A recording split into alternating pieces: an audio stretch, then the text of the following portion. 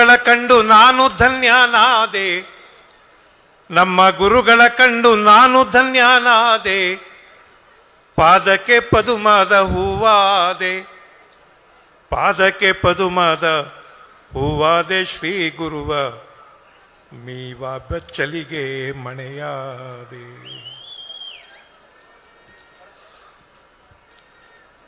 ಪರಮ ಪೂಜ್ಯ ಜಗದ್ಗುರು ಶ್ರೀ ಶ್ರೀ ಶ್ರೀ ಶಿವಮೂರ್ತಿ ಶಿವಾಚಾರ್ಯ ಮಹಾಸ್ವಾಮಿಗಳವರ ಪಾದ ಸನ್ನಿಧಿಯಲ್ಲಿ ಭಕ್ತಿಪೂರ್ವಕವಾದ ಪ್ರಣಾಮಗಳು. ವೇದಿಕೆ ಮೇಲಿರುವ ಎಲ್ಲ ಗಣ್ಯರಿಗೂ ಈ ಶರಣರಿಗೂ ಶಿರಬಾಗಿ ವಂದನೆಗಳು. ಈ ಊರಿನ ಹೆಸರು ಭರಮಸಾಗರ ಅಲ್ವಾ? ನಾನು ಪಕ್ಕದಲ್ಲಿ ಕೂತವ್ರಿಗೆ ಹೇಳ್ತಾ ಇದ್ದೆ, ಅವ್ರಿಗೆ ಸ್ವಲ್ಪ ಕನ್ಫ್ಯೂಷನ್ ಇತ್ತು. ಈ ಊರಿನ ಹೆಸರು ಭರಮಸಾಗರ ಅಲ್ವಾ ಅಂದರು. ನಾನು ಅದಕ್ಕೆ ಹೇಳಿದೆ, ಒಂದು ವಾರದ ಹಿಂದೆ ಇದು ಭರಮಸಾಗರ ಆಗಿತ್ತು, ನಾಳೆಯಿಂದ ಮತ್ತೆ ಇದು ಭರಮಸಾಗರವೇ. ಈ ತರಳಬಾಳು ಹುಣ್ಣಿಮೆ ನಡೆದ ಕಾಲದಲ್ಲಿ ಮಾತ್ರ ಇದು ಭರಮಸಾಗರ ಅಲ್ಲ, ಶರಣಸಾಗರ.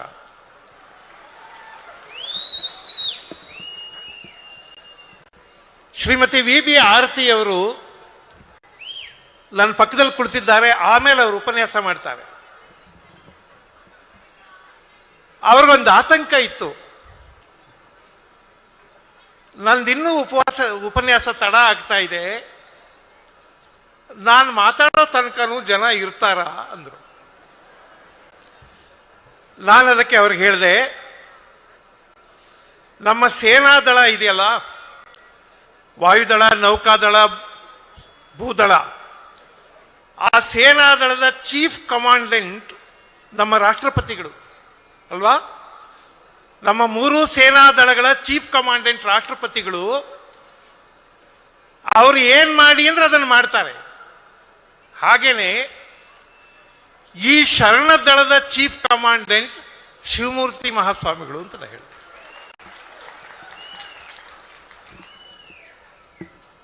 ಬಂಧುಗಳೇ, ಈ 7 ದಿನಗಳ ಕಾಲ ನಿರಂತರವಾಗಿ ಹಲವಾರು ಉಪನ್ಯಾಸಗಳನ್ನು ಕೇಳಿದ್ದೀರಿ ಮತ್ತು ಪೂಜ್ಯ ಜಗದ್ಗುರುಗಳ ಆಶೀರ್ವಚನವನ್ನು ಕೂಡ ಆಲಿಸಿದ್ದೀರಿ. ನಾನು ದಾವಣಗೆರೆಯಿಂದ ಇಲ್ಲಿಗೆ ಸಂಜೆ ಬಂದೆ. ಬರುವಾಗ ನನ್ನ ಸ್ನೇಹಿತರೊಂದಿಗೆ ಕಾರಲ್ಲಿ ಬರ್ತಾ ಇದ್ದೆ. ಅವರೊಂದು ಬಹಳ ಸುಂದರವಾದ ಮಾತನ್ನು ನೆನಪಿಸಿದರು. ಪೂಜ್ಯ ಸಿದ್ದೇಶ್ವರ ಸ್ವಾಮಿಗಳು ಹೇಳಿದ ಮಾತು, ನಾವೆಲ್ಲರೂ ಗಂಭೀರವಾಗಿ ಮನನ ಮಾಡಬೇಕಾದ ಮಾತು. ಸಿದ್ದೇಶ್ವರ ಸ್ವಾಮಿಗಳು ಒಂದು ಸಭೆಯಲ್ಲಿ ಹೇಳ್ತಾರೆ, ಏನೂ ಮಾತಾಡಬೇಕಾಗಿಲ್ರಿ, ಮಾತಾಡುವುದೆಲ್ಲ ಮುಗಿದದ. ನಮ್ಮ ಸಂತರು, ಮಹಾಂತರು, ಜ್ಞಾನಿಗಳು, ವಿಜ್ಞಾನಿಗಳು, ಋಷಿಗಳು, ಗುರುಗಳು ಇವರೆಲ್ಲರೂ ಹೇಳೋದೆಲ್ಲ ಹೇಳಿ ಆಗದೆ, ನಡ್ಕೊಳ್ಳೋದಷ್ಟ ಉಳಿದದ. ಈ ಜಗತ್ತಲ್ಲಿ ಯಾರ್ಯಾರು ಜ್ಞಾನಿಗಳು, ಸಂತರು, ಮಹಾಂತರು, ಗುರುಗಳು, ಜಗದ್ಗುರುಗಳೆಲ್ಲ ಇದ್ದಾರೋ ಅವರೆಲ್ಲರ ಮಾತುಗಳನ್ನು ಪ್ರತ್ಯಕ್ಷವಾಗಿಯೋ ಪರೋಕ್ಷವಾಗಿಯೋ ನೇರವಾಗಿಯೋ ಇದ್ದೋ ಇಲ್ಲದೆಯೋ ನಾವು ಕೇಳಿದ್ದೀವಲ್ವಾ? ಕೇಳಿದ್ದೇವೆ. ಸಿದ್ದೇಶ್ವರ ಸ್ವಾಮಿಗಳು ಹೇಳಿದ ಎಂಥ ಅದ್ಭುತವಾದ ಮಾತು. ಹೇಳೋದೆಲ್ಲ ಆಗಿದೆ, ಹೇಳೋರೆಲ್ಲ ಹೇಳಿ ಆಗಿದೆ, ನಡ್ಕೊಳ್ಳೋದಷ್ಟೇ ಉಳಿದದೆ. ನಾವು ನಡ್ಕೊಳ್ಳೋದಷ್ಟೇ ಉಳಿದಿರೋದು. ಆದರೆ ಹಾಗಾದ್ರೆ ಹೇಳೋದು ಬಿಟ್ಟುಬಿಡ್ಬೇಕಾ ಅಂದ್ರೆ ನಿಮಗೊಂದು ಸಾಮತಿ ಹೇಳ್ತೀನಿ. ನನ್ನ ಗುರುಗಳು ಡಾಕ್ಟರ್ ಪ್ರಭುಶಂಕರ್ ಅವರು ಬೆರಗು ಅನ್ನುವಂಥ ಒಂದು ಅದ್ಭುತವಾದ ಪುಸ್ತಕ ಬರೆದಿದ್ದಾರೆ. ಪುಟ್ಟ ಪುಸ್ತಕ ಅದು. ವಿಶ್ವವಿಭೂತಿ ಬಸವಣ್ಣನನ್ನ ಅವರ ಸಮಕಾಲೀನರಾಗಿದ್ದಂಥ ಬೇರೆ ಬೇರೆಯ ಶರಣರು ಹೇಗೆ ನೋಡಿದ್ರು ಅನ್ನುವಂಥ ನೋಟ ಇದೆ ಅದರಲ್ಲಿ. ಅವರ ತಂದೆ ತಾಯಿಗಳು ಹೇಗೆ ನೋಡಿದ್ರು, ಅವರ ಅಭಿಪ್ರಾಯ ಏನು, ಬಿಜ್ಜಳನ ಅಭಿಪ್ರಾಯ ಏನು, ಸಕಲೇಶ್ವರ ಮಾಧರಸನ ಅಭಿಪ್ರಾಯ ಏನು, ಹರಳಯ್ಯನ ಅಭಿಪ್ರಾಯ ಏನು, ಚನ್ನಬಸವಣ್ಣನ ಅಭಿಪ್ರಾಯ ಏನು, ಸಿದ್ದರಾಮನ ಅಭಿಪ್ರಾಯ ಏನು, ಅಕ್ಕಮಹಾದೇವಿಯ ಅಭಿಪ್ರಾಯ ಏನು, ಅಲ್ಲಮ ಪ್ರಭುವಿನ ಅಭಿಪ್ರಾಯ ಏನು, ಹೀಗೆಲ್ಲ ಬರೆದಿದ್ದಾರೆ. ಕಡೆಯಲ್ಲಿ ಅಲ್ಲಮ ಪ್ರಭು ಬಸವಣ್ಣನವರ ಬಗ್ಗೆ ಏನು ಹೇಳ್ತಾರೆ ಅಂತ ಒಂದು ಅದ್ಭುತವಾದ ಚಿತ್ರ ಕೊಡ್ತಾರೆ. ಅಲ್ಲಮ ಪ್ರಭು ಹೇಳ್ತಾರೆ, ಬಸವಣ್ಣ ನನಗೆ ಹೆಂಗ್ ಅನ್ನಿಸ್ತದೆ ಅಂದ್ರೆ, ನಾನು ಕನಸಿನಲ್ಲಿ ಒಂದು ಚಿತ್ರ ಕಂಡೆ. ಆ ಕನಸಿನಲ್ಲಿ ಏನಾಗ್ತಿತ್ತಂದ್ರೆ, ಒಂದು ತುಂಟ ಆನೆ, ಒಂದು ಉಡಾಳ ಆನೆ, ಅದು ಕೆರೆಯಲ್ಲಿ ಮಿಂದು ಬಂದು ದಡದಲ್ಲಿ ಅದರ ಕೆಸರೆಲ್ಲ ಮೈ ಮೇಲೆ ಹಾಕೊಳ್ಳುತ್ತೆ. ಆ ಕೆಸರಲ್ಲೆಲ್ಲ ಹೊರಳಾಡ್ತಾ ಇರುತ್ತೆ. ಆಗ ಯಾರೋ ಒಬ್ಬ ತೇಜಸ್ವಿಯಾದ ಮನುಷ್ಯ ಬಂದು ಆ ಆನೆಯನ್ನ ಮುದ್ದಿಸಿ ಮಣಿಸಿ, ಅದು ತಾನು ಹೇಳೋ ಹಾಗೆ ಕೇಳೋ ಹಾಗೆ ಮಾಡಿಕೊಂಡು ನಿಧಾನವಾಗಿ ಅದನ್ನ ಹೊಳೆ ಒಳಗೆ ಕರ್ಕೊಂಡು ಹೋಗ್ತಾನೆ. ಕರ್ಕೊಂಡೋಗಿ ಅದರ ಮೈಯೆಲ್ಲ ತೊಳಿತಾನೆ, ಮತ್ತೆ ಅದನ್ನ ದಡದ ಮೇಲೆ ಕರ್ಕೊಂಡು ಬರ್ತಾನೆ. ಕರ್ಕೊಂಡು ಬಂದ ಆ ತೇಜಸ್ವಿ ಪುರುಷ ಹೊರಟೋದ. ಸ್ವಲ್ಪ ಹೊತ್ತಿಗೆ ಈ ಆನೆ ಮತ್ತೆ ಆ ಕೆಸರಲ್ಲಿ ಬಿದ್ದು ಒದ್ದಾಡುತ್ತೆ, ಮೈ ಮೇಲೆಲ್ಲ ಕೆಸರು ಹಾಕೊಳ್ಳುತ್ತೆ. ಆಗ ಇನ್ನೊಬ್ಬ ವಿಭೂತಿ ಪುರುಷ ಬರ್ತಾನೆ, ಅದೇ ಆನೆಯ ಸೊಂಡಿಲಿಡಿದು ಕರ್ಕೊಂಡು ಹೋಗ್ತಾನೆ, ಮತ್ತೆ ತೊಳಿತಾನೆ, ಮತ್ತೆ ದಡದ ಮೇಲೆ ಬರುತ್ತೆ, ಮತ್ತೆ ಕೆಸರು ಹುಯ್ಕೊಳ್ಳುತ್ತೆ. ಮತ್ತೆ ಆ ವಿಭೂತಿ ಪುರುಷ ಬರ್ತಾನೆ, ಮತ್ತೆ ಹೊಳಗೆ ತಗೊಂಡೋಗಿ ತೊಳಿತಾನೆ. ಇದನ್ನೆಲ್ಲ ನೋಡಿದಾಗ ನನಗೆ ಬೇರೆ ಏನೋ ಬೋಧವಾಗ್ತಾ ಇದೆ. ಅಲ್ಲಮಪ್ರಭು ಹೇಳೋ ಮಾತು ಬೇರೆ ಏನೋ ಬೋಧವಾಗ್ತಾ ಇದೆ. ಆ ಆನೆ ಅನ್ನೋದು ಆನೆ ಅಲ್ಲ, ಆ ಆನೆ ಈ ಸಮಾಜ. ನೀವೆಷ್ಟು ಸಲ ತೊಳೆದ್ರೂ ಮತ್ತೆ ಮತ್ತೆ ಮತ್ತೆ ಕೆಸರು ಹಾಕೊಳ್ಳುತ್ತೆ. ಇದೊಂದು ತುಂಟ ಸಮಾಜ, ಆವಾಗ ಕೆಸರು ಹಾಕೊಳ್ಳುತ್ತೆ. ಆದರೆ ಯಾರೋ ಒಬ್ಬ ಬಸವಣ್ಣನಂತ ವಿಭೂತಿ ಪುರುಷ ಆ ಆನೆಯನ್ನ ಮನ್ನಿಸಿ ಮುದ್ದಿಸಿ ಕರ್ಕೊಂಡು ಹೋಗ್ತಾನೆ, ಮೈಯೆಲ್ಲ ತೊಳಿತಾನೆ, ಅದನ್ನು ಶುದ್ಧ ಮಾಡ್ತಾನೆ, ಮತ್ತೆ ದಡಕ್ಕೆ ಕರ್ಕೊಂಡು ಬಂದ್ರೆ ಮತ್ತೆ ಕೆಸರು ಹಾಕೊಳ್ಳುತ್ತೆ. ಬಂಧುಗಳೇ, ಇದನ್ನೇ ನಾನು ಈ ತರಳಬಾಳು ಹುಣ್ಣಿಮೆಗೂ ಹೇಳಬೇಕು. ಎಷ್ಟೋ ವರ್ಷಗಳಿಂದ ತರಳಬಾಳು ಹುಣ್ಣಿಮೆ ನಡೆದಿದೆ. ನನ್ನ ಪುಣ್ಯ, ನಾನು ಮೊದಲ ಬಾರಿ ತರಳಬಾಳು ಹುಣ್ಣಿಮೆಯ ವೇದಿಕೆ ಹತ್ತಿದಾಗ ನನ್ನ ವಯಸ್ಸು 33 ವರ್ಷ. ಈಗ ನನ್ನ ವಯಸ್ಸು 66 ವರ್ಷ. ಪೂಜ್ಯ ಮಹಾಸ್ವಾಮಿಗಳವರು ಕೆಲವು ವರ್ಷಗಳ ಹಿಂದಿನ ಭಾಷಣದಲ್ಲಿ ಒಂದು ಮಾತು ಹೇಳಿದ್ರು. ಬಹಳ ಜನ ನಮ್ಮ ಶಿಷ್ಯರು ನಾನು ತರಳಬಾಳು ಹುಣ್ಣಿಮೆಗೆ 10 ಸಲ ಹೋಗಿದ್ದೀನಿ, 15 ಸಲ ಹೋಗಿದ್ದೀನಿ, 20 ಸಲ ಹೋಗಿದ್ದೀನಿ, 25 ಸಲ ಹೋಗಿದ್ದೀನಿ ಅಂತ ಅಭಿಮಾನದಿಂದ ಹೇಳ್ಕೋತಾರೆ ಅಂತ. ಆವಾಗ ನಾನು ಮನಸ್ಸಲ್ಲಿ ಆಸೆ ಪಡ್ತಾ ಇದ್ದೆ, ನಾನು ಒಂದು ಕಾಲಕ್ಕೆ ನಾನು ತರಳಬಾಳು ಹುಣ್ಣಿಮೆಯಲ್ಲಿ ಎಷ್ಟೋ ಸಲ ಹೋಗಿದ್ದೀನಿ ಅಂತ ಹೇಳ್ಕೊಳ್ಳೋದೊಂದು ಕಾಲ ಬರ್ಬೋದಾ ಅಂತ. ಬಂಧುಗಳೇ, ಅಂಥದ್ದೊಂದು ಧನ್ಯತೆಯಿಂದ, ಅಂಥದ್ದೊಂದು ಪ್ರೀತಿಯಿಂದ ಹೇಳ್ತಿದ್ದೇನೆ, ನಾನು ತರಳಬಾಳು ಹುಣ್ಣಿಮೆಗೆ 28 ಸಲ ಬಂದಿದ್ದೇನೆ. ಜಗದ್ಗುರು ಮಹಾಸನ್ನಿಧಿಯವರ ವಾತ್ಸಲ್ಯ ತುಂಬಾ ಉದಾರವಾದದ್ದು. ಪ್ರತಿ ಬಾರಿ ಬಂದಾಗಲೂ ಒಂದು ಹೊಸ ಅನುಭವ. ಇಂಗ್ಲಿಷ್ನಲ್ಲಿ ಒಂದು ಮಾತಿದೆ, I came here to teach but I am taught ಅಂತ. I came here to teach but I am taught. ಇಲ್ಲಿ ಏನನ್ನೋ ಹೇಳುವುದಕ್ಕೆ ಬರ್ತೀನಿ, ಏನನ್ನೋ ಹೇಳಿ ಜನಗಳಿಗೆ ಏನೋ ಅಭಿಪ್ರಾಯ ಬರುವ ಹಾಗೆ ಮಾಡಬೇಕು ಅಂತ. ಆದರೆ ನಾನು ಹೇಳಿದ್ದಕ್ಕಿಂತ ಬಹಳ ಹೆಚ್ಚಿನದನ್ನು ನಾನು ಹೊತ್ಕೊಂಡು ಹೋಗ್ತೀನಿ. ಅಂಥೊಂದು ಅದ್ಭುತವಾದ ವೇದಿಕೆ ತರಳಬಾಳು ಹುಣ್ಣಿಮೆ. ಈ ಸಂದರ್ಭಕ್ಕೆ ಬಹಳ ಮಾತಾಡೋದು ಬೇಡ ಅಂತ ಅಂದ್ಕೊಂಡಿದ್ದೀನಿ. ಒಂದು ವಿಷಯವನ್ನು ಮಾತ್ರ ಈಗ ಹೇಳಬೇಕು ನಾನು. ನಮ್ಮಲ್ಲಿ ಆರೋಗ್ಯ ಅಂತ ಒಂದು ಪರಿಕಲ್ಪನೆ ಇದೆ. ಇಂಗ್ಲಿಷ್ನಲ್ಲಿ ಅದನ್ನು ಹೆಲ್ತ್ ಅಂತ ಕರೀತಾರೆ. ನಾವೆಲ್ಲ ಏನು ಅನ್ಕೊಂಡಿದ್ದೀವಿ ಅಂದ್ರೆ, ಆರೋಗ್ಯ ಅಂದ್ರೆ ನಮಗೆ ಜ್ವರ, ತಲೆನೋವು, ಹೊಟ್ಟೆ ನೋವು, ಮೈಕೈ ನೋವು, ಆಯಾಸ, ಸುಸ್ತು ಏನೂ ಇಲ್ಲದೇ ಇದ್ರೆ ನಾವು ಆರೋಗ್ಯವಾಗಿದ್ದೀವಿ ಅಂತ ಅಂದ್ಕೊಂಡಿದ್ದೀವಿ.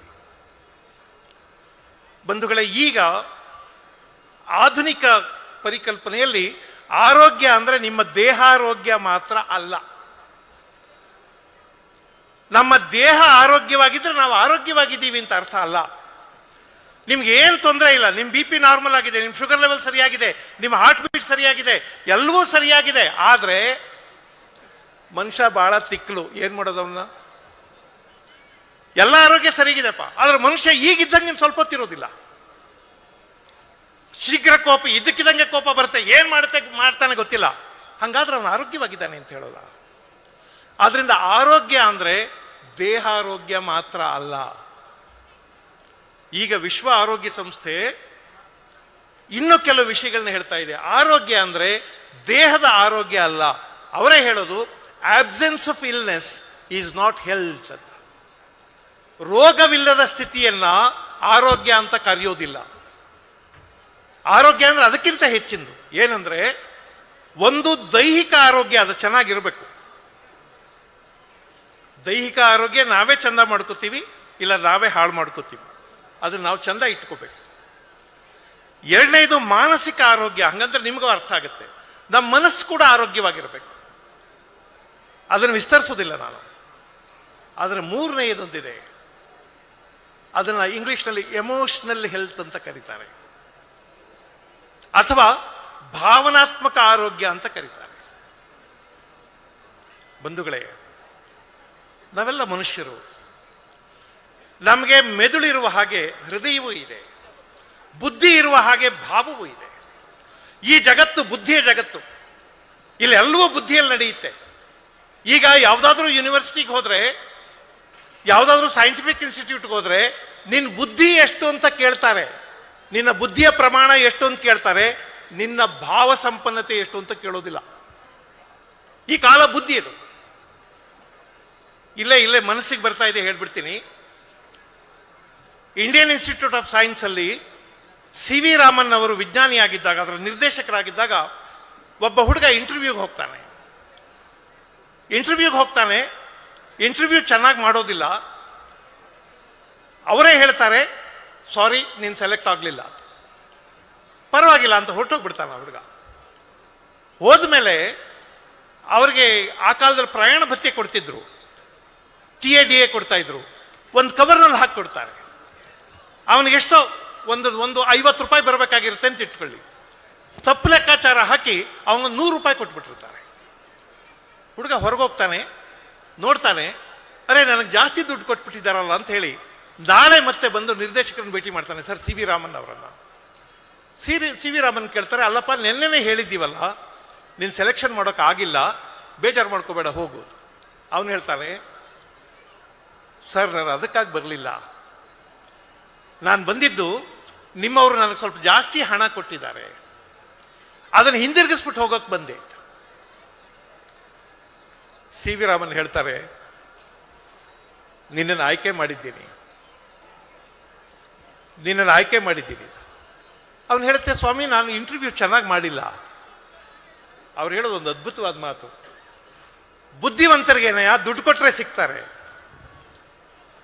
ಜಾಸ್ತಿ ಬುದ್ಧಿವಂತರು ಬೇಕು ಅಂದ್ರೆ ಜಾಸ್ತಿ ದುಡ್ಡು ಕೊಡ್ಬೇಕಷ್ಟೆ. ಬುದ್ಧಿವಂತರಿಗೇನಪ್ಪ ದುಡ್ಡು ಕೊಟ್ಟರೆ ಸಿಗ್ತಾರೆ, ಪ್ರಾಮಾಣಿಕರೆಲ್ಲಯ್ಯ ಸಿಗ್ತಾರೆ.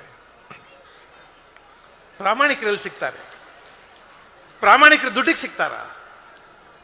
ಭಾವನೆ ಇರೋರು, ಶುದ್ಧ ಭಾವನೆ ಇರೋರು, ಶುದ್ಧಾಂತಕರಣ ಇರೋರು, ಶ್ರದ್ಧೆ ಇರೋರು, ಅವ್ರು ದುಡ್ಡಿಗೆ ಸಿಗ್ತಾರ. ಬುದ್ಧಿವಂತರನ್ನು ಬೇಕಾದ್ರೆ ದುಡ್ಡಲ್ಲಿ ಕೊಂಡ್ಕೋಬಹುದು, ಭಾವನಾತ್ಮಕ ಶುದ್ಧಿ ಇರೋರನ್ನ ದುಡ್ಡಲ್ಲಿ ಕೊಂಡ್ಕೊಳ್ಳೋಕ್ಕಾಗೋದಿಲ್ಲ. ಆದ್ರಿಂದ ನಿನ್ನ ಆಯ್ಕೆ ಮಾಡಿದ್ದೀನಿ ಅಂತಾರೆ. ಹಾಗೆ ಆಯ್ಕೆ ಆದವರು ಸುಬ್ರಹ್ಮಣ್ಯಂ ಚಂದ್ರಶೇಖರ್. ಆಮೇಲೆ ಅವರು ನೊಬೆಲ್ ಪ್ರಶಸ್ತಿ ಪಡ್ಕೋತಾರೆ. ಅದಿರಲಿ ಕತೆ.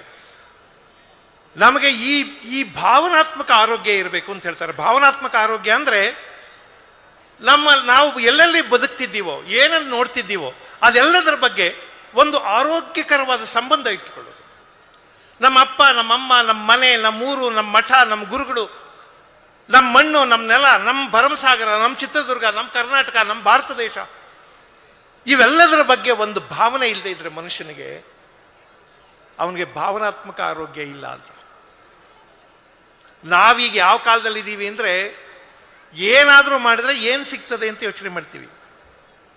ನನಗೆ ಹಣ ಸಿಗ್ತದ ಅಂತ. ಆದರೆ ಏನೇನೂ ಇಲ್ಲದೆಯೂ ನಮ್ಮ ಮಣ್ಣಿನ ಬಗ್ಗೆ, ನಮ್ಮ ನೆಲದ ಬಗ್ಗೆ, ನಮ್ಮ ಮರ ಗಿಡ ಜರಿ ತೊರೆ ಗಿರಿ ಪ್ರಾಣಿ ಪಕ್ಷಿ ಇದೆಲ್ಲದರ ಬಗ್ಗೆ ಒಂದು ಪ್ರೀತಿ ಇಟ್ಕೊಂಡಿರ್ತೀವಲ್ಲ, ಇದನ್ನು ಭಾವನಾತ್ಮಕ ಆರೋಗ್ಯ ಅಂತ ಕರೀತಾರೆ, ಎಮೋಷನಲ್ ಹೆಲ್ತ್ ಅಂತ ಕರೀತಾರೆ. ಇನ್ನೊಂದು ಆರೋಗ್ಯ ಇದೆ, ಇದನ್ನು ಕುರಿತು ತಾವೆಲ್ಲರೂ ಸ್ವಲ್ಪ ಗಾಢವಾಗಿ ಯೋಚನೆ ಮಾಡಬೇಕು. ಅದು ಸೊಸೈಟಲ್ ಹೆಲ್ತ್ ಅಂತಾರೆ ಅಥವಾ ಸಾಮಾಜಿಕ ಆರೋಗ್ಯ ಅಂತ ಕರೀತಾರೆ. ಸಾಮಾಜಿಕ ಆರೋಗ್ಯ ಅಂದ್ರೆ ಸಮಾಜದಲ್ಲೊಂದು ಆರೋಗ್ಯ ಇರಬೇಕು. ಇಲ್ಲಿರೋರೆಲ್ಲ ನಮ್ಮ ಸಮಾಜದ ಬಂಧುಗಳು. ನಮ್ಮ ಸಮಾಜ ಅಂದ್ರೆ ನಮ್ಮ ಜಾತಿಯವರು, ನಮ್ಮ ಮತದವರು, ನಮ್ಮ ಧರ್ಮದವರು ಅಂತಲ್ಲ. ನಾವೆಲ್ಲ ವಾಸ ಮಾಡ್ತಿದ್ದೀವೋ ಅಲ್ಲೇ ವಾಸ ಮಾಡ್ತಿರೋ ಬಂಧುಗಳಿದ್ರು. ಅವ್ರ ಬಗ್ಗೆ ನಮಗೆ ಒಂದು ಬಗೆಯ ಪ್ರೀತಿ ಇಲ್ವಾದ್ರೆ, ಅಟ್ಯಾಚ್ಮೆಂಟ್ ಇಲ್ವಾದ್ರೆ, ಅಲ್ಲೊಂದು ಸಾಮಾಜಿಕ ಜೀವನ ಚೆನ್ನಾಗಿಲ್ಲ ಅಂತ ಅರ್ಥ. ಅವ್ರ ಬಗ್ಗೆ ನಮಗೆ ನಂಬಿಕೆ ಇಲ್ಲ ಅಂದ್ರೆ ನಮ್ಮ ಸಾಮಾಜಿಕ ಜೀವನ ಚೆನ್ನಾಗಿಲ್ಲ ಅಂತ ಅರ್ಥ. ನಾನು ಸುಮ್ಮನೆ ಉದಾಹರಣೆ ಹೇಳ್ತೀನಿ ಕೇಳಿ. ನೀವು ದಾರಿಯಲ್ಲಿ ಕಾರಲ್ಲಿ ಹೋಗ್ತಾ ಇರ್ತೀರಿ. ನಾನು ಎಷ್ಟೋ ದೇಶಗಳಲ್ಲಿ ನೋಡಿದ್ದೀನಿ, ದೊಡ್ಡ ರಸ್ತೆ, ಕಾರ್ಗಳೆಲ್ಲ ಬಂದು ನಿಂತ್ಕೋತಾವೆ ಸಿಗ್ನಲ್ ಲೈಟ್ ಹತ್ರ. ಒಬ್ಬನೇ ಮುದುಕ ಒಂದು ವಾಕಿಂಗ್ ಸ್ಟಿಕ್ ಇಟ್ಕೊಂಡು ನಿಧಾನಕ್ಕೆ ರಸ್ತೆ ದಾಟ್ತಾ ಇರ್ತಾನೆ. ಕಾರಲ್ಲಿರೋರು ಯಾರೂ ಕೆರಳೋದಿಲ್ಲ, ಕೂಗಾಡೋದಿಲ್ಲ, ಮಾತಾಡೋದಿಲ್ಲ. ಆ ಮುದುಕ ರಸ್ತೆ ದಾಟೋ ತನಕ ವ್ಯವಧಾನದಿಂದ, ತಾಳ್ಮೆಯಿಂದ, ಸಹನೆಯಿಂದ ನೋಡ್ತಾ ಇರ್ತಾರೆ. ಆತ ರಸ್ತೆ ದಾಟಿ ಹೋದ್ಮೇಲೂ ಒಂದು 10 ಸೆಕೆಂಡ್ ಆದ್ಮೇಲೆ ಇವ್ರ ಕಾಲುಗಳನ್ನು ಚಲಾಯಿಸ್ತಾರೆ. ನಮ್ಮ ದೇಶದಲ್ಲಿ ನೀವು ಯೋಚನೆ ಮಾಡಿ, ಇಲ್ಲಿ ಸ್ವಲ್ಪ ಟ್ರಾಫಿಕ್ ಜಾಮ್ ಆದ್ರೆ ಯೋಚನೆ ಮಾಡಿ, ಕೂಗಾಡೋಕೆ ಶುರು ಮಾಡ್ತೀರಿ. ಯಾರಾದ್ರೂ ಮುದುಕ ಮಧ್ಯದಲ್ಲಿ ಸಿಕ್ಕಿದ್ರೆ, ಇಲ್ಗೆ ಬರ್ಬೇಕಾ, ಇಲ್ಲಿ ಸಾಯ್ಬೇಕಾ ನೀನು, ಮನೇಲಿ ಯಾರು ಹೇಳೋರು ಕೇಳೋರಿಲ್ವಾ, ನೀನ್ ಯಾಕೆ ಬರೋಕ್ ಹೋದೆ, ಬಯಕ್ ಶುರು ಮಾಡ್ತೀವಲ್ವಾ. ಅರೆ, ನಾವು ಯೋಚನೆ ಮಾಡಬೇಕಾದದ್ದು, ಅವನು ನಮ್ಮ ಸಮಾಜದ ಮುದುಕ ಅಲ್ವಾ. ಅವನು ಹೊರಗಿನವನ, ಬೇರೆ ಗ್ರಹದಿಂದ ಬಂದವನ, ಬೇರೆ ದೇಶದಿಂದ ಬಂದವನ, ನಮ್ಮ ಸಮಾಜದ ಮುದುಕ ಅಲ್ವಾ ಅವನು, ಇದೇ ದೇಶದವನಲ್ವಾ. ನಾವ್ಯಾಕೆ ಅವನ ಮೇಲೆ ಸುಮ್ಮನೆ ಉರ್ಕೋತಾ ಇದ್ದೀವಿ? ಆಮೇಲೆ ನಮ್ಮನೇಲಿ ಮುದುಕರಿಲ್ವಾ, ಅಥವಾ ನಾವು ಮುದುಕರಾಗಲ್ವಾ? ನಾವ್ಯಾಕೆ ವ್ಯವಧಾನ ಕಳ್ಕೊತಿದ್ದೀವಿ? ನಮ್ಮ ಮಗು ಶಾಲೆಗೆ ಹೋಗಿದೆ, ಶಾಲೆಗೆ ಹೋದ ಮಗು ಬರೋದೊಂದು ಸ್ವಲ್ಪ ಲೇಟ್ ಆಗುತ್ತೆ ಅಂತ ಇಟ್ಕೊಳ್ಳಿ, ನಮಗೆ ಭಯ ಶುರು ಆಗ್ಬಿಡುತ್ತೆ. ಭಯ ಯಾಕೆ ಶುರು ಆಗುತ್ತೆ ಅಂದ್ರೆ, ನಮ್ಮದೇ ಸಮಾಜದ ಮೇಲೆ ನಮಗೆ ನಂಬಿಕೆ ಇಲ್ಲ. ಏನ್ ಮಾಡ್ಬಿಡ್ತಾರೋ ಏನ್ ಕತೆನೋ. ಇದು ನಮ್ಮ ಊರಲ್ಲೆಲ್ಲ ಬಹಳ ಪುಂಡ್ರು ಪೋಖ್ರಿ ಇದುಗಳಿದ್ದಾರೆ, ಚೆನ್ನಾಗಿಲ್ಲ, ಒಳ್ಳೆ ಜನ ಅಲ್ಲ, ಏನಾಗ್ಬಿಡುತ್ತೋ ಏನೋ ಅಂತ ಒದ್ದಾಡ್ತೀವಲ್ವಾ. ಅಂದ್ರೆ ನಮ್ಮ ಸಮಾಜದ ಮೇಲೆ ನಮಗೆ ನಂಬಿಕೆ ಇಲ್ಲ. ಏನೇ ಆಗ್ಲಿ ಮಗು ಸ್ವಲ್ಪ ಲೇಟ್ ಆಗಿ ಬರುತ್ತೆ, ಯಾರೋ ಕರ್ಕೊಂಡು ಬಂದು ಬಿಡ್ತಾರೆ ಬಿಡ್ರಿ, ಯಾರೋ ನೋಡ್ಕೋತಾರೆ ಬಿಡ್ರಿ, ನಮ್ಮ ಮಗು ತಾನೆ, ಅವ್ರಿಗೂ ಮಗು ಅಲ್ವಾ, ನೋಡ್ಕೋತಾರೆ ಬಿಡ್ರಿ ಅಂತ ಅನ್ನೋದಿಲ್ಲ ಅಲ್ವಾ. ಯಾಕೆಂದ್ರೆ ನಮ್ಮ ಸಮಾಜದ ಮೇಲೆ ನಂಬಿಕೆ ಇಲ್ಲ. ತುಂಬಾ ಚೆನ್ನಾಗಿ ಡ್ರೆಸ್ ಮಾಡ್ಕೊಂಡಿದ್ದೀರಿ, ಯಾರೋ ಹೆಣ್ಮಗು ಬಹಳ ಚೆನ್ನಾಗಿ ಡ್ರೆಸ್ ಮಾಡ್ಕೋತಾಳೆ. ಮನೆಯಲ್ಲಿ ದೊಡ್ಡವರು ಹೇಳೋದು, ಚೆನ್ನಾಗಿ ಡ್ರೆಸ್ ಮಾಡ್ಕೊಂಡಿದೀಯಾ, ಬೀದಿನಲ್ಲಿ ಒಬ್ಬಳೇ ಹೋಗಬೇಡ, ಪುಂಡ್ರು ಪೋಖ್ರಿಗಳಿರ್ತಾರೆ. ಒಂದು. ಎರಡನೇದು, ಜನರ ಕಣ್ಣು ಒಳ್ಳೇದಲ್ಲ. ಒಂದು ಪುಂಡ್ರು ಪೋಖ್ರಿಗಳಿರ್ತಾರೆ, ಇನ್ನೊಂದು ಜನಗಳ ಕಣ್ಣು ಒಳ್ಳೇದಲ್ಲ. ಅರೆ, ಅವ್ರು ನಮ್ಮ ಸಮಾಜದ ಜನ ಅಲ್ವಾ, ನಮ್ಮದೇ ಸಮಾಜದ ಜನಗಳ ಕಣ್ಣು ಒಳ್ಳೇದಲ್ಲ. ಯಾಕಂದ್ರೆ ನಾವು ಬದುಕಿದ್ರೆ ಅವ್ರಿಗೆ ಇಷ್ಟ ಆಗಲ್ಲ ಅಂತ ನಾವು ಯೋಚನೆ ಮಾಡ್ತಿದ್ದೀವಿ. ನಮ್ಮ ಸಾಧನೆ ಬೇರೆಯವ್ರಿಗೆ ಇಷ್ಟ ಆಗಲ್ಲ, ನಮ್ಮ ಕಾಲೆಳೆಯೋಕ್ಕಿದ್ದಾರೆ ಅವರು ಅಂತ ಯೋಚನೆ ಮಾಡ್ತೀವಿ. ಹಾಗಾದ್ರೆ ನಮ್ಮ ಸಮಾಜದ ಮೇಲೆ ನಂಬಿಕೆ ಇಲ್ಲ ಅಂತಾಯ್ತು. ಅಂದ್ರೆ ನಮ್ಮ ಸಮಾಜದಲ್ಲೇ ಬದುಕ್ತಾ ನಮ್ಮ ಸುತ್ತಮುತ್ತಲಿನವ್ರ ಬಗ್ಗೆ ನಮ್ಗೆ ಅಸಮಾಧಾನ ಇದೆ ಅಂದ್ರೆ ನಮ್ಮಲ್ಲಿ ಸಾಮಾಜಿಕ ಆರೋಗ್ಯ ಇಲ್ಲ. ನಮ್ಮಲ್ಲಿ ಕೆಲವರಿಗೆ ಈ ಬುದ್ಧಿ ಇರ್ತದೆ. ಯಾರೋ ಎದುರಿಗೆ ರಸ್ತೆಯಲ್ಲಿ ಬಂದ ಅಂತ ಇಟ್ಕೊಳ್ಳಿ, ಚೆನ್ನಾಗಿದ್ದಾನೆ, ದೃಢವಾಗಿ ಆರೋಗ್ಯವಾಗಿದ್ದಾನೆ, ಇವನಿಗೆ ಸುಮ್ಮನೆ ಅವನ ತಲೆಗೊಂದು ಹುಳ ಬಿಡಬೇಕು ಅಂತ ಅನಿಸ್ತದೆ. ಯಾಕೋ ಇಳಿದೋಗ್ಬಿಟ್ಟಿದ್ದೀರಾ ಅಂತಲ್ಲ. ಈಗ ಅವನಿಗೆ ರಾತ್ರಿ ಎಲ್ಲ ತಲೆಗುಳ ಬಿಟ್ಟಂಗೆ, ಅವ್ನು ಹಿಡಿದೋಗ್ಬಿಟ್ಟಿದ್ದೀನಿ ಅನ್ನಲ್ಲ, ಏನಾದರೂ ಆಗಿದೆಯಾ ನನಗೆ, ಇಲ್ಲ ಹೋದ ವಾರ ನೀವು ಚೆನ್ನಾಗೇ ಕಾಣಿಸ್ತಿದ್ರಿ, ಈಗ ಯಾಕೋ ಒಂಥರ ಕಾಣಿಸ್ತಿದ್ದೀರಿ, ಒಂದ್ಸಲ ಯಾವುದಕ್ಕೂ ಡಾಕ್ಟರ್ಗೆ ತೋರಿಸ್ಕೊಳ್ಳಿ. ಅವ್ನಿಗೇನು ಇರಲ್ಲ. ಇವನಿಗೇನು ಅಂದ್ರೆ ಅವ್ನು ಸಂತೋಷವಾಗಿ ಅವನೆಲ್ಲ ಹುಳ ಬಿಡ್ಬೇಕು ಅಂತ. ಯಾರೊಬ್ರು ಹೊಸ ಕಾರ್ ತಗೋತಾರೆ, ಕಾರ್ ತಗೊಂಡು ಪೂಜೆ ಗೀಜೆ ಮಾಡ್ತಾ ಇರ್ತಾರೆ, ನೀವು ದಾರಿಯಲ್ಲಿ ಹೋಗ್ತಾ ಇದ್ದೀರಿ, ಅದು ಅವ್ರ ಕಾರು, ಅವ್ರು ದುಡ್ಡು ಕೊಟ್ಟಿದ್ದಾರೆ. ನೀವು ಯಾವ car? Honda City, good good, ಒಳ್ಳೆ ಕಾರು, 20 ಲಕ್ಷ, ಚೆನ್ನಾಗಿದೆ ಚೆನ್ನಾಗಿದೆ. ಆದರೆ ನೀವು ಈ ಕಲರ್ ತಗೋಬಾರ್ದಾಗಿತ್ತು, ಇದು ಸ್ವಲ್ಪ ಡಲ್ ಆಯ್ತದೆ. ಇವನಿಗೇನು ಗೊತ್ತಿಲ್ಲ, ಇದು ಸ್ವಲ್ಪ ಡಲ್ ಆಯ್ತದಂತೆ, ನೀವು ಬೇರೆ ಕಲರ್ ತಗೊಂಡಿದ್ರೆ ಚೆನ್ನಾಗಿತ್ತು ಅಂದ್ಬಿಟ್ಟು ಹೋಯ್ತಾನೆ. ಅವನು ಈಗ ಯೋಚನೆ ಮಾಡ್ತಾನೆ, ನಾನು ಈ ಕಲರ್ ತಗೊಂಡಿತ್ತಪ್ಪ, ತಗೋಬಾರ್ದಾಗಿತ್ತ. ಇವನಿಗೇನು ಗೊತ್ತಿಲ್ಲ. ಇವನಿಗೇನು ಅಂದ್ರೆ ಕಾರ್ ತಗೊಂಡು ಖುಷಿಯಾಗವನಲ್ಲ, ಅವನ ತಲೆ ಗುಳ ಬಿಡ್ಬೇಕು. ಅವನ ಹೆಂಡತಿ ಅವನು ಜಗಳ ಆಡಬೇಕು. ನಾನು ಆವಾಗಲೇ ಬಡ್ಕೊಂಡೆ ಈ ಕಲರ್ ಬೇಡ ಅಂತ, ನೀವು ತಗೊಂಡ್ರಿ. ಇವನು ಏನು ನಿಮ್ಮ ಅಪ್ಪ ಕಾರ್ ಮಡಗಿದ್ದ ಸುಮ್ಮನೆ ಇವನು ಗಲಾಟೆ ಮಾಡೋದು. ಅವ್ರು ಚೆನ್ನಾಗಿದ್ರೆ ನಾವು ಸಂತೋಷ ಪಡ್ತಿಲ್ಲ ಅಂದರೆ ನಮ್ಮಲ್ಲಿ ಸಾಮಾಜಿಕ ಆರೋಗ್ಯ ಚೆನ್ನಾಗಿಲ್ಲ ಅಂತ. ಅಥವಾ ಇನ್ನೂ ಒಂದಿದೆ, ಹೆಣ್ಮಕ್ಳು ಸೀರೆ ಅಂಗಡಿಗೆ ಹೋಗ್ತಾರೆ, ಒಡವೆ ಅಂಗಡಿಗೆ ಹೋಗ್ತಾರೆ, ಬೇಕಾದಷ್ಟು ಸೀರೆ ತಗೋತಾರೆ. ಅವನು ಅಂಗಡಿಲಿರೋ ಲಾಶೆಲ್ಲ ಕೆಡವ್ತಾನೆ, ಕೆಳಗಾಗ್ತಾನೆ. ಇವರು ಒಂದೇ ಪ್ರಶ್ನೆ ಕೇಳೋದು, ಈ ಕಲರಲ್ಲಿ ಬೇರೆ ಡಿಸೈನ್ ಇಲ್ವಾ, ಈ ಡಿಸೈನಲ್ಲಿ ಬೇರೆ ಕಲರ್ ಇಲ್ವಾ. ಅಂಗಡಿಲಿರೋ ಸೀರೆ ಎಲ್ಲ ತೆಗ್ಸಾಕ್ತಾರೆ, ಯಾವುದು ಇಷ್ಟ ಆಗಲಿಲ್ಲ ಅಂತ. ಅವಾಗ ಅವನ ಅಂಗಡಿಯನ್ನು ಕೇಳ್ತಾನೆ, ಅಮ್ಮ ತಾಯಿ ನಿಮಗೆ ಯಾವ ಥರ ಸೀರೆ ಬೇಕಾಗಿತ್ತು ಹೇಳಿ ಒಂಚೂರು ಅಂತ. ಆವಾಗ ಅವಳೇನು ಹೇಳ್ತಾಳೆ ಗೊತ್ತಾ, ತಾಯಿ ಹೆಣ್ಮಕ್ಳು ನಿಂಗೆಲ್ಲ ಅಂತಿದ್ದೀನಿ ಅಂತ ಬೇಜಾರು ಮಾಡ್ಕೋಬೇಡಿ. ಅವಳೇನಂತೇಳಿ ಗೊತ್ತಾ, ಯಾವ ಥರದ್ದು ಅಂತ ನನಗೇನು ಐಡಿಯಾ ಇಲ್ಲ, ಆದರೆ ನಾನು ಉಟ್ಕೊಂಡು ಹೋದ್ರೆ ನೋಡಿದವರು ಹುರ್ಕೋಬೇಕು, ಆ ಥರ ಇರಬೇಕು. ಅಂದರೆ ನನ್ನ ಸಂತೋಷದಲ್ಲಿಲ್ಲ, ಇನ್ಯಾರನ್ನೂ ಉರ್ಸೋದ್ರಲ್ಲಿದೆ.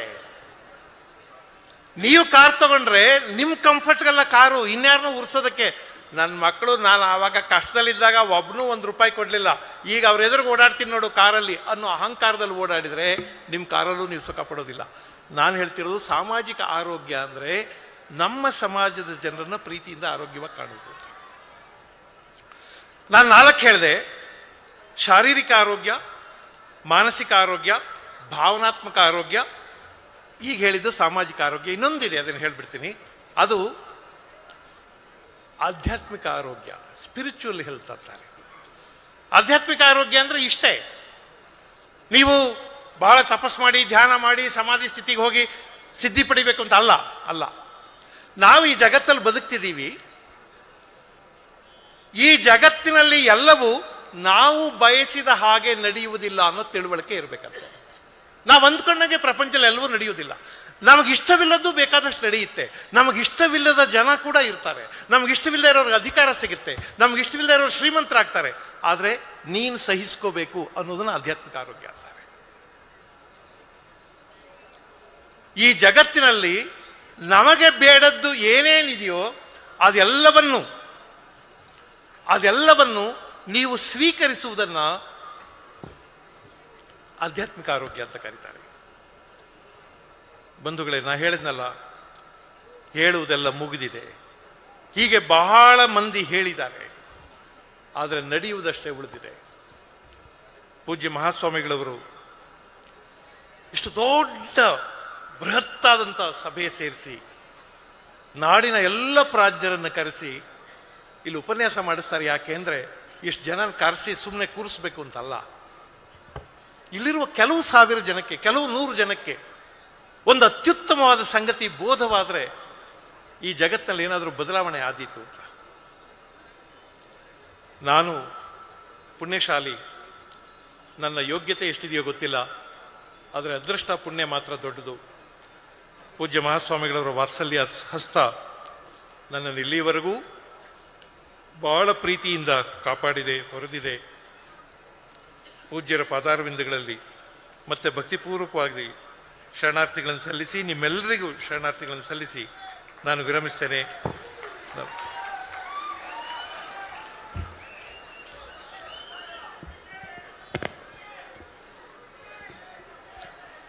ಅಯ್ಯೋ, ಅದು ಪ್ರತಿ ವರ್ಷ ಹೇಳ್ತಾ ಇರ್ತೀನಿ, ಇದ್ರದ್ದು ಒಂದು ರೆಕಾರ್ಡು ಎಷ್ಟು ಸಲ ಹೇಳಿದ್ದೀನಿ ಅಂತ.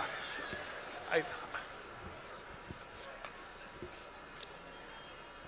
ನಮ್ಮ ಕಡೆ ಈ ಬುಡುಬುಡಿಕೆಯವರು ಅಂತ ಬರ್ತಾರಲ್ಲ, ನಾನು ಕನ್ನಡ ಮೇಷ್ಟ್ರು, ನನಗೆ ಈ ಬೇರೆಯವರೆಲ್ಲ ಹೆಂಗೆ ಮಾತಾಡ್ತಾರೆ ಅಂತ ಕಲ್ತ್ಕೋಬೇಕು ಅಂತ ಆಸೆ.